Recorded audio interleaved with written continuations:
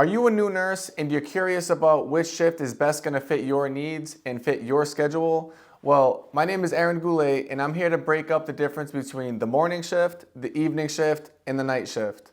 So the things I want to cover are the expectations of each shift, the pros and the cons of each shift, and hopefully after this video, it's going to give you more insight and more clarification on what's best going to fit your needs as you're transitioning to working in the hospital setting. Enjoy the video. All right, guys, let's get into it.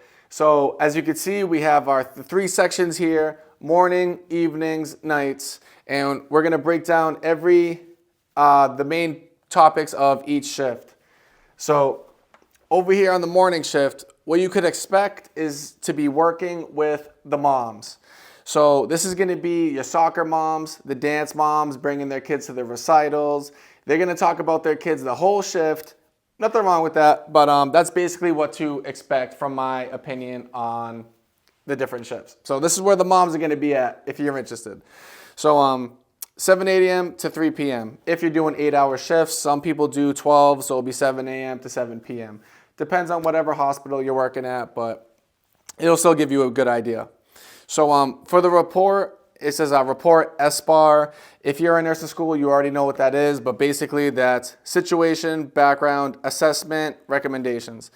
Breaks down the whole, patient scenario and what the plan is, what the patient looks like, and just anything that involves the patient and how to take care of them. So highlighted here with the star is the expectation of that shift and the important responsibility of that shift. So in the mornings, it's rounds. So the hospitalists are going to be coming around, assessing the patients. The surgeons are going to be coming in, looking at the patients or their assistants to make sure everything's going well, that everything looks good from a surgical standpoint. Yeah, the nurses watch, but they like to do their rounds, at least give them a few minutes to ensure that that patient's being taken care of properly. Also, social work's going to be involved. The case managers are going to be involved, and what they're going to do is make sure basically that if the person is homeless or if they have lack of insurance or if they have home issues like domestic abuse, all that kind of stuff, they're going to be handling a lot of these issues, sending these people to rehab, and making sure that the patient's next step is taken care of. Basically in rounds, they're going to be coming up with the goals of care. The whole team, everybody is involved, speech therapist, occupational therapy, speech therapy, all that kind of stuff. So everybody's going to be communicating right now. What are we doing with this patient? Where are we trying to go? And how are we going to assess if this is working? What if it doesn't work? Then they're just going to come up with the plan. The pros on day shift is that you have a lot of staff available. So if there's somebody who's a hard stick, you can't get an IV on them. A lot of times it's nice to call IV team, the specialist. They're going to come do an ultrasound. Maybe you could get a PICC line done in the morning, all that kind of stuff. So you have the resources there. You don't really have to pull your hair out and say, oh no, my patient's not going to get their pain meds and the antibiotics, all that kind of stuff. So that's nice. Also, you're going to be involved on the day shift with interventions a lot. So you're going to be able to see your patient and say, oh, I don't know, doctor, maybe they would benefit from a CAT scan. And they said, you know what? Okay, good. Yeah, we could do that. And so you're a lot more involved in making the decision process and advocating for your patient. So you're going to be doing plenty of collaboration. We went over that. And your work-life balance is going to be good. Get up early, get the work out of the way, see your family in the afternoon, you can go home for dinner, all that kind of stuff, and make it to the soccer games and the dance recitals like we talked about. So if you're a parent, generally speaking, depending on the flow of your household, the morning shift is probably going to work best for you. The cons, though, on the day shift is very fast-paced. Some people like that, but if you're somebody who gets really anxious and it's a lot for you, it's going to be fast-paced. You have to have the responsibility of working with the nurses' aides, making sure they're getting washed up, cleaned up, out of the bed into the chair, make sure that you cover their insulin in the morning and lunchtime. So there's a lot of things you have to focus on the days. You got to wake up early. So if you're not an early riser, it might not be the best shift for you. You got no differential. So if your starting pay is $30, $40, you're only getting paid $30. You don't get a differential, such as the evening shift and the night shift. And a lot of times you get cranky patients. You wake them up. They don't like to be woken up, some of them. They'll fight you in the morning. They just want to lay in bed. You're trying to say, hey, well, you just got your hip done. We really should get up and go to the chair. Get the F away from me. And then sometimes you deal with that kind of stuff. So yeah, that's you'll get used to that, though. So then we're going to go over to the evening shift. This is my shift. This is the one I work. That's going to be 3 p.m. to 11 p.m. You're going to get your report, go through the S-bar. And the highlight of this one is going to be movement, which I feel like that is the general idea of the evening shift. Their responsibility, they're responsible for moving the patients around the hospital, out of the hospital, into the hospital, all that kind of stuff. So you're gonna walk in, get your assignment. It'll probably say 2 + 1 - 1. So that means you're gonna get an admission and then you have to send somebody home or to rehab. And sometimes this can happen right at the same time and it can get really busy right when you walk in. A lot of times during the day, they're doing surgery in the morning, the surgeons. So by the time they get to the PACU and they're waiting, they start to wake up by the time you get into work. So now they said, okay, send that patient up to the floor, and now you're responsible to take that patient. So sometimes they come one after another, depending on the census and what your floor is looking like. So sometimes this can be very hectic, but it's part of the job. And then you got to send people to rehab. Sometimes you send them home. Sometimes you send them to a higher level of care. Then you get transfers. Sometimes if there's a lot of telemetry beds or cardiac beds, they might not need the monitor anymore, just because whatever the situation was regarding their heart is looking better. The doctor says they can get downgraded to open up a bed in telemetry, so then that bed can get taken from someone from the ED. So there's going to be some movement. So that helps, open up beds for people that are in the emergency room. The pros of this shift is the plan was already done in the morning, so normally you just continue it. You might have to tweak it on your shift, but it's basically the plan is done. What I like about it the most is that the mornings are open. So if you're an entrepreneur and you have a side hustle, for me, I do carpentry, I do all kinds of stuff like that. So I like to have my mornings open. I can get a lot of work done by 3 o'clock.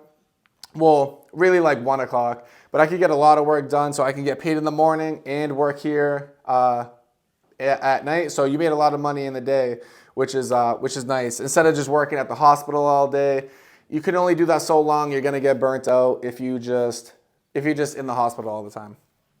And what's cool about 3 to 11, you're gonna get a lot of fresh post-ops, like I was talking about. So they're gonna be coming right from the post-anesthesia care unit, the PACU.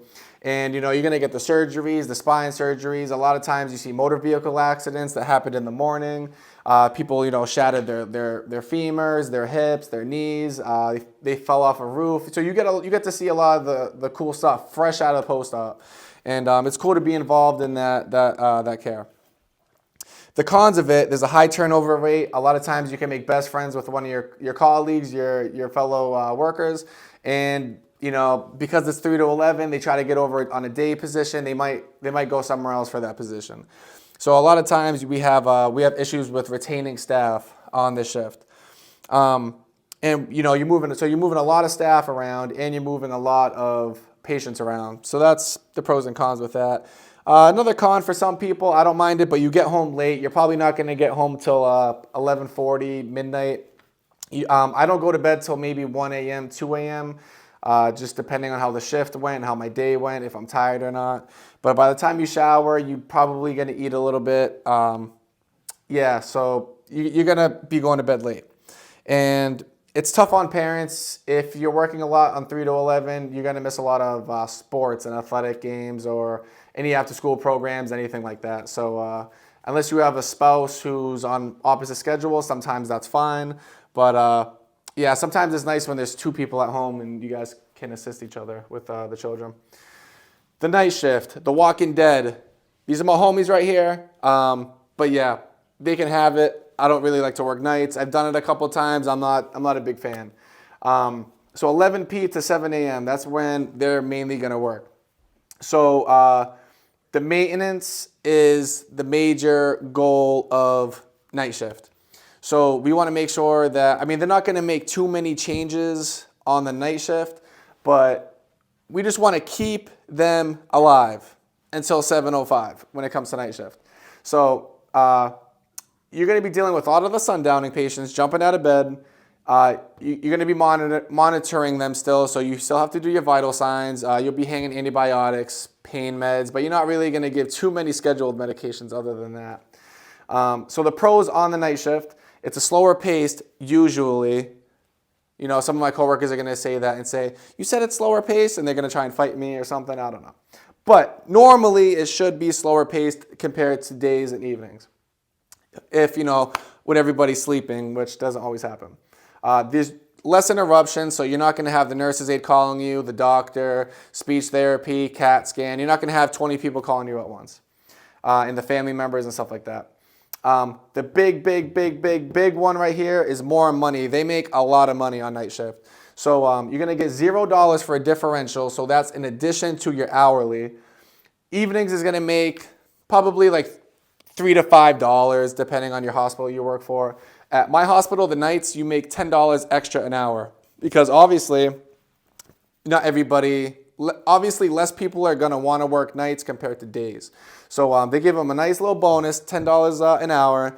So that's $360 extra. I mean, if you're working 36 hours, that's $360 a week times 4 weeks in a month. I mean, you could pay basically your rent just with the differential. So a lot of people do choose that. It helps the household income a lot. Another pro is less meds. You really just got to hang antibiotics, IV fluids, yeah, maybe some pain meds, and yeah, you're not really going to have too many scheduled medications like the big ones on the 8 p.m. and the 8 a.m. The thing that can get annoying is dealing with the sundowners. Sometimes people are hopping out of bed every 10 minutes, every 10 minutes, every 10 minutes, and it's difficult to see your other patients, and you're just going to be anxious all shift because you're just expecting someone to fall on the floor. So you got to be on your toes, and sometimes that can get exhausting. And then the 3 a.m. struggle, the first couple times I worked night shifts was all right. The last time I worked nights, I was nodding off in the chair like this. And I was like, I don't think I'm ever going to work a night shift again, and I haven't since. So thank God I, have my evenings. I can do my work in the morning, so I don't have to work nights. But during COVID, when they were throwing some big bonuses out, I was working a lot of nights. Yeah, so hopefully that wasn't too much information for you. I wanted just to give you a basic rundown of what it's like to work every shift. Hopefully you could get a clearer picture so you can make a decision whether one's for you or one's not for you, or maybe you just have to find out for yourself and,